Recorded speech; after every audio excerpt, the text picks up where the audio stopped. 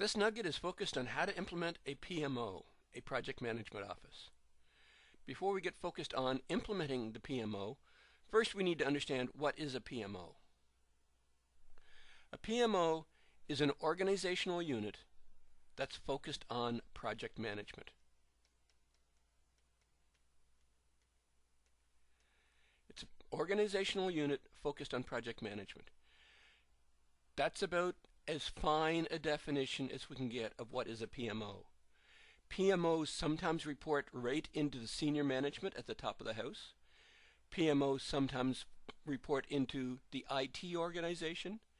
There are occasions where PMOs report into business units. So as fine a definition as we're going to be able to give you is it's an organizational unit that focuses on project management. PMOs can come in three main flavors. The first is a corporate project or program management area. The PMO in this instance is an organizational unit that's focused on consolidating, coordinating all of the project management, all of the program management information to ensure that the company has a complete picture of all projects, how they're doing, how the projects integrate, and how the projects are working together. So from a corporate viewpoint, this PMO is focused on the project and program management to ensure they have a common story, a common picture, often referred to as the dashboard of total project management in the organization. In other organizations, the PMO is a project management resource pool. All project managers, all team leaders, all are part of the PMO, all report into this project management resource pool. When the organization needs a project manager, they go to the PMO and the project manager is assigned from the PMO. When the project needs a team leader, when the project needs a project coordinator, all of these resources are resourced from, staffed from the project management resource pool. And sometimes the PMO actually owns projects. Projects are initiated and handed off to the PMO, and then the PMO becomes the central control point for project delivery.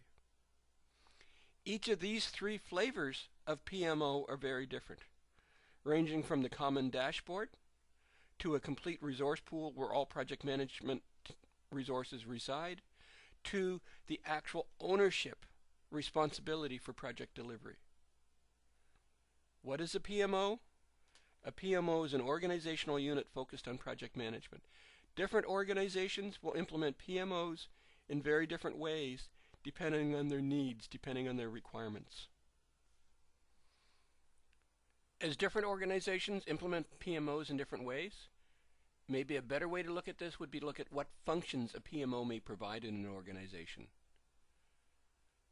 A typical responsibility of a PMO is to collect, organize, and distribute project information throughout the organization. And the difference being that the PMO is collecting, organizing, and distributing the project information throughout the organization, where an individual project manager is responsible for project communications within the project, within the stakeholder community of the project. The PMO is looking after the collection, the organization, and the distribution at the organizational level.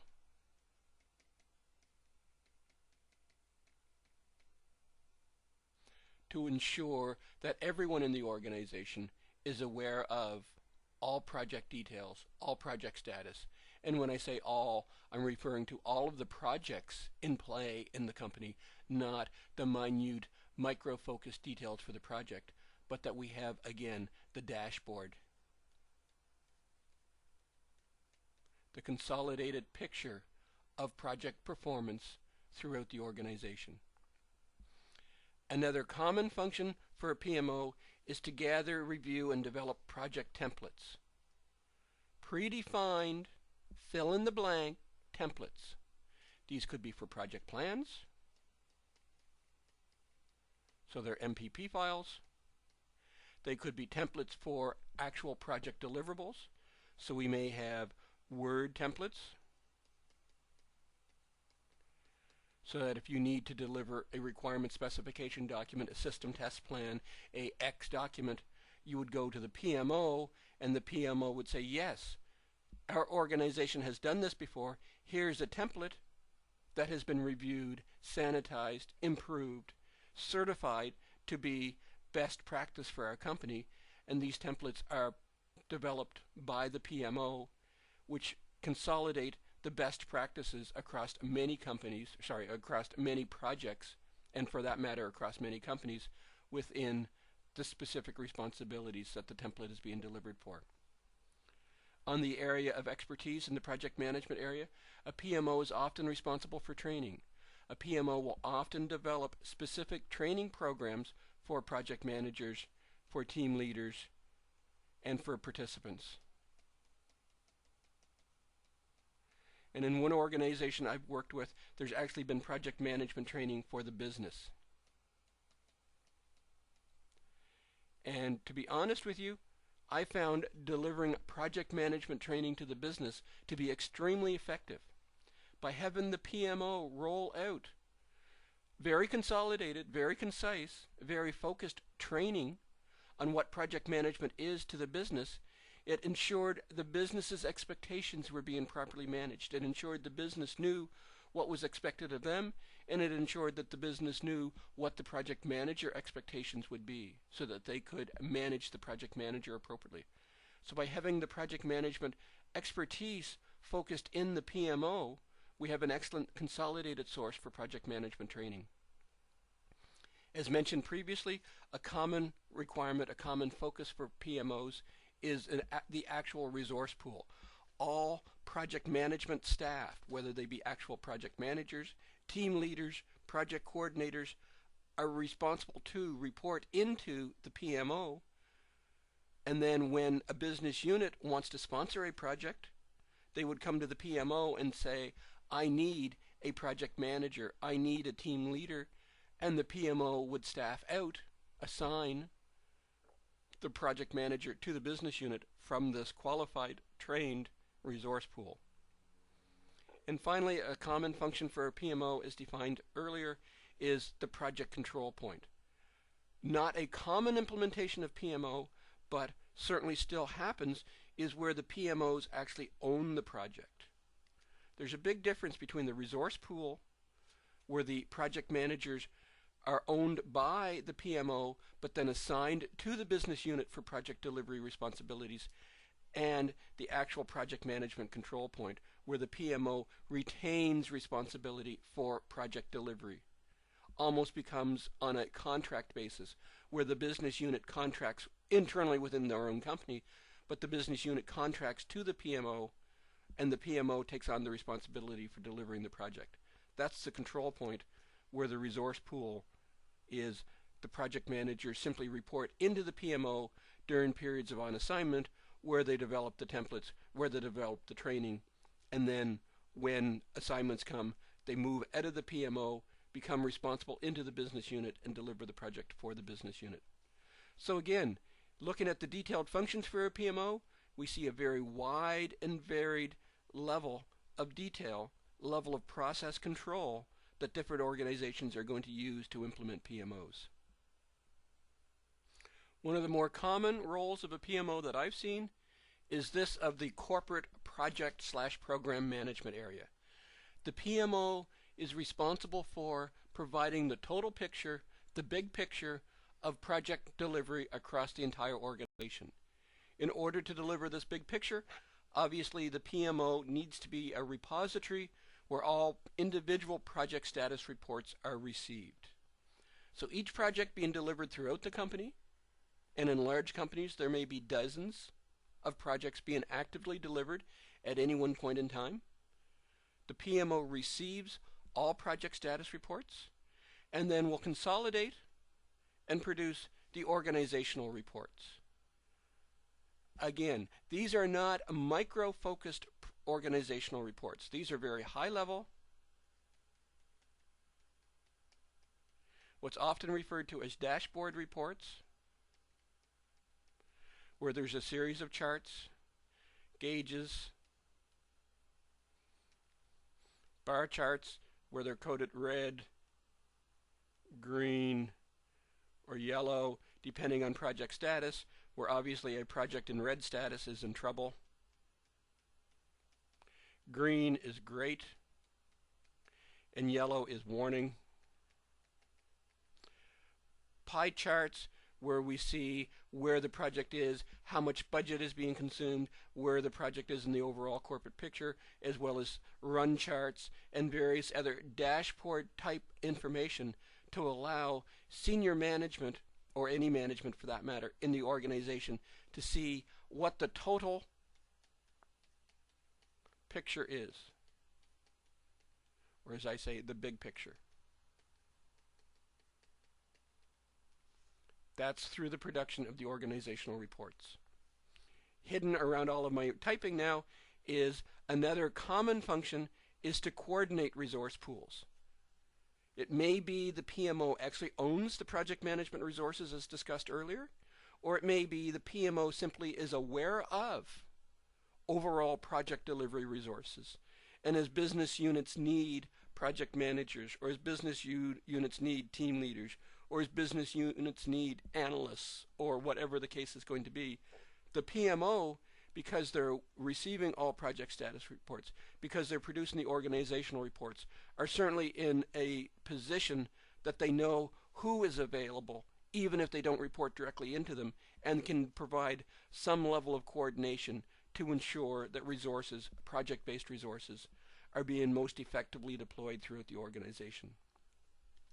So as I said, a very common aspect to the PMO is this corporate wide-level view of project program delivery to ensure that the big picture is known throughout the organization. Another very common function of the PMO is to be the project management resource pool for the organization. Effectively, all project management staff report into the PMO. That ensures we have focused staff whose interests are, whose skills are on project management. This ensures that we have qualified staff. It ensures that we have people who are focused on, who believe in project management. Or one of the focuses of this Nugget series is that we have a PMO staffed with qualified people who are PMPs, project management professionals.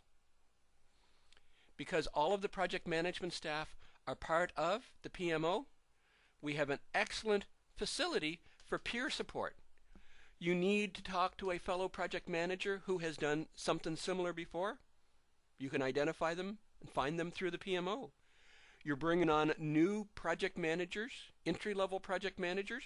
You have an excellent facility for mentoring, for supporting, for growing, training those new project managers to ensure that they are qualified, that they are bona fide, that they deliver projects in your organizational way.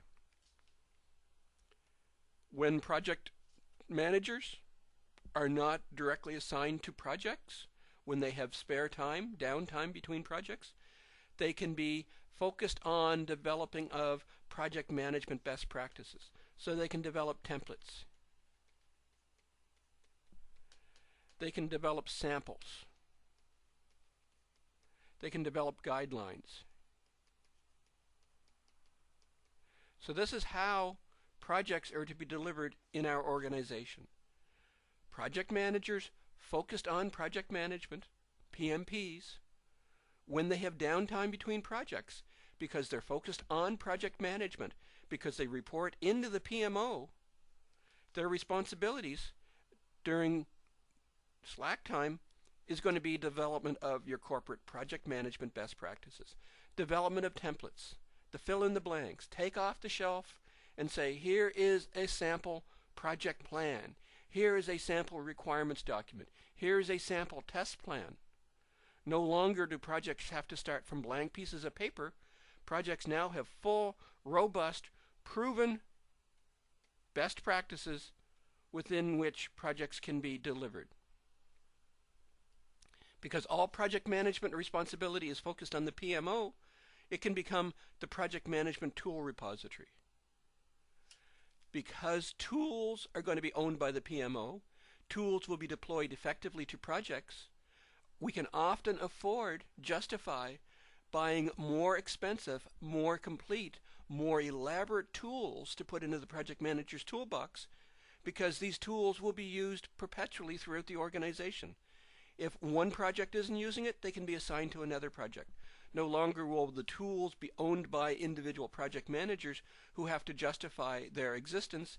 The tools can be owned by the PMO, shared across the organization to make the purchase price prorated across all projects, to ensure that all projects are using a common set of tools, that again, all projects are being delivered to a common set of standards.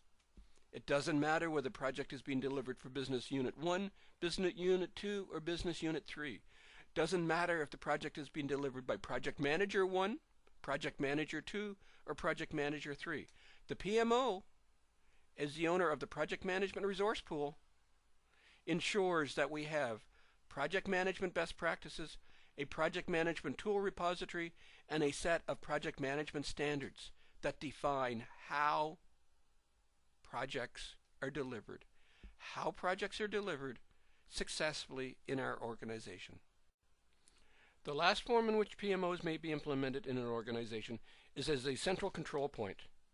The PMO in this instance has extreme power. In the previous discussions that we've had, we talked about corporate project management, we've talked about project management resource pool and project management coordination. There the PMOs were involved in project management, corporate project management, and coordination of information for the project, but they didn't have central ownership. They didn't have control. In this implementation of the PMO, there is ownership. There is power. As we say right here, the PMO owns the project. The PMO becomes responsible. As I said in the introduction, it's as if the PMO has entered into a formal contract with the business unit to deliver the project on time, on budget, to specification. The PMO is responsible to the business unit to deliver the project.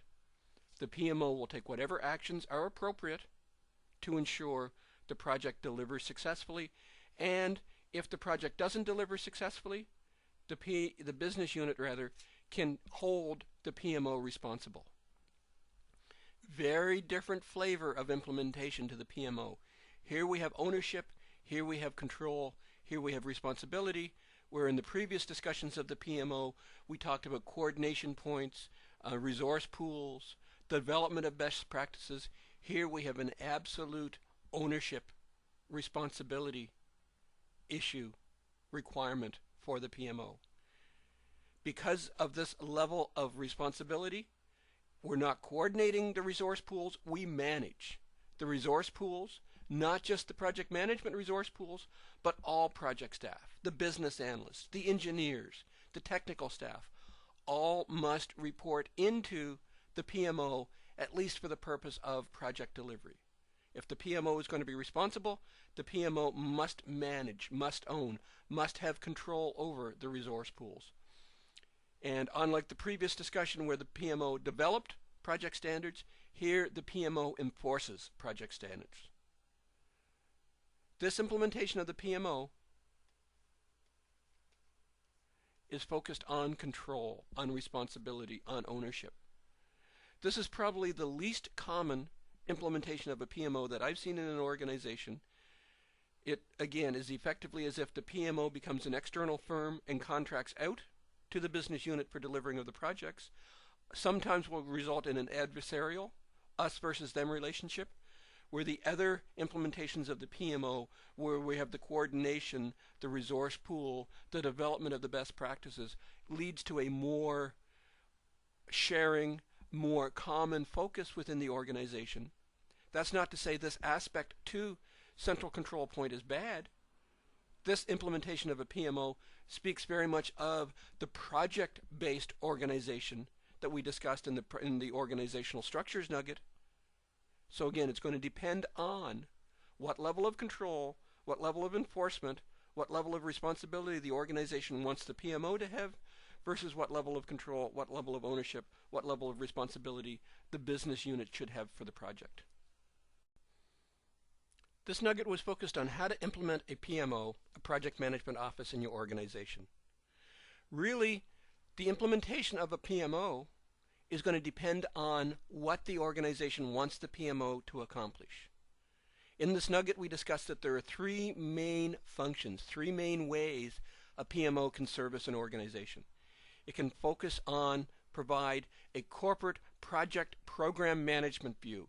It can consolidate all project-based information and provide consolidated organizational project program views. Again, we refer to the concept of a dashboard,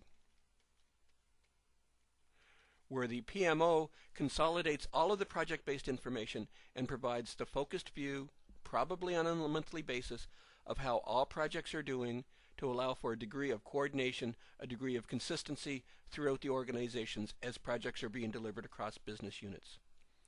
Another implementation of a PMO is to focus on project management resources, project management best practices. All project management staff within the organization would report into the PMO and then be assigned out from the PMO to lead projects within the business unit.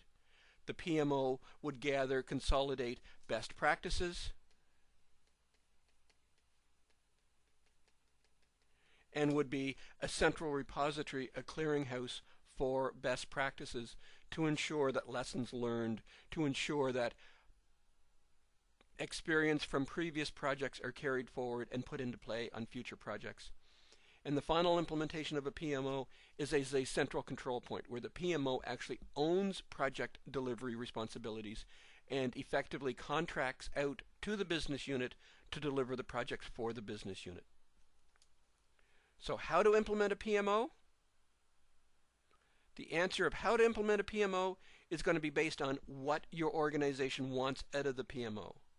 Very different implementation strategy if it's a central control ownership versus it's a repository for project management resources and best practices versus if it is a consolidation resource that'll consolidate and produce project management best practices. Is there a right implementation of PMO? Absolutely not. Is there a wrong implementation of PMO? Absolutely not. It's going to depend on organizational requirements, organizational expectations, and organizational resources. The key to the PMO is the betterment of PM and PM best practices throughout the organization. The actual implementation will be organizational specific and can be tailored to each individual organization's requirements, where again, the implementation can be one of these or some hybrid of these based on specific organizational requirements. This concludes our nugget on how to implement a project management office. I hope this video has been informative for you, and thank you very much for viewing.